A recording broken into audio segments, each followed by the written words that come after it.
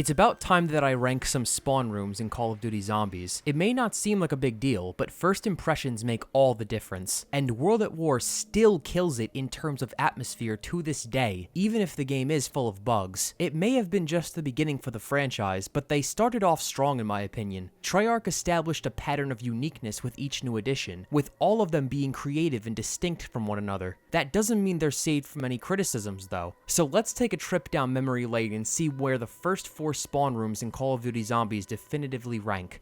Coming in dead last, no pun intended, is the OG, the granddaddy, the Subject X of the series, Undone. I think it's pretty obvious why this one ranks here, but let me elaborate on it anyway. The spawn room is like 60% of the whole map. This is it. You have more than half the map open already. There's a handful of barriers to keep an eye on, only 2 wall weapons in the Kar 98 and the Carbine, and my father can make child support payments faster than how long it takes for the zombies to reach you. I want you all to realize how much credit I just gave my father, and I haven't seen the man in 10 years. It's the first map, which they weren't even taking seriously, mind you, so of course there's not going to be much to it. If anything, it does get points for providing that gorgeous view of the fog rolling in with the moon looming over the trees in the distance. I also love the addition of the gasoline barrels that you can shoot whenever you need a quick kill. It's as bare bones as you can get, but hey, if it weren't for Noct, we wouldn't have the ones that follow, now would we? Nikolai have soft spot for this one.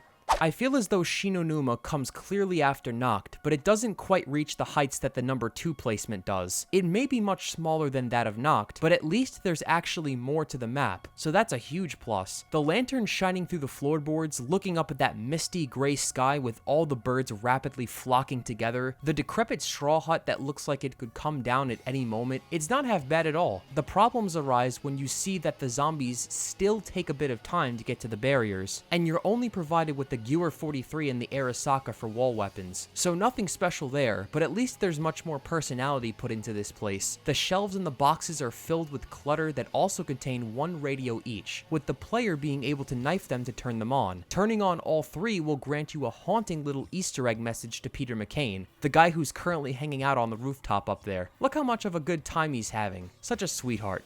Anywho, Takio finds this map most honorable. Now we're talking. Verrückt was a huge step up from Undone in many ways, and the spawn room is no exception. This map gets the edge over Shinon Numa for doing something completely unique for the time, and even for most of the maps to come after. You can either spawn on the Juggernog side or the Quick Revive side, making Verrückt the only map to do this kind of thing until Dead of the Night in Black Ops 4. It's even more terrifying when you're playing with friends, since you'll be randomly split up right from the get-go and will have to fight to the power room to be reunited. It adds to the insane asylum theme greatly and makes you feel even more alone in your attempt at survival. The sun scorches the orange sky, the blood and filth coats the floor and the walls, and the horrifying screams and cries of children and patients alike make you go just as insane as them, or as insane as that chick in middle school that began gushing her love for me on all her social media platforms 20 minutes after we started dating. The only gripe I have with the Verrückt spawn room is the Springfield on the Quick Revive side. It's objectively the weakest weapon in COD Zombies history. It takes 2 shots to the body to kill 1 zombie on round 1. But besides that steaming pile of wax sauce, the Verrückt spawn room takes the number 2 spot. With its fitting and bone-chilling setting, and its fast-paced claustrophobic gameplay, it would have definitely achieved number 1 if it weren't for the greatness of the next map. Oh, this is one badass map, just like me. Yeah, you knew this was coming. The superiority of Darice cannot be overstated, as it was truly where COD Zombies came into its own and turned up the heat. The German factory puts you right in the face of its new addition, Pack-a-Punch, setting the tone immediately with the door loudly closing and the Maxis-esque voice malfunctioning. The freak bags appear quickly at the 4 barriers, and all of them are furiously set ablaze. The whole facility is pretty much in ruin. The towers in the distance are on fire, the rooms look like a tornado hit the place, and the broken clock ticking in the background adds to the eerie nature of the factory. The solar eclipse is the icing on the cake.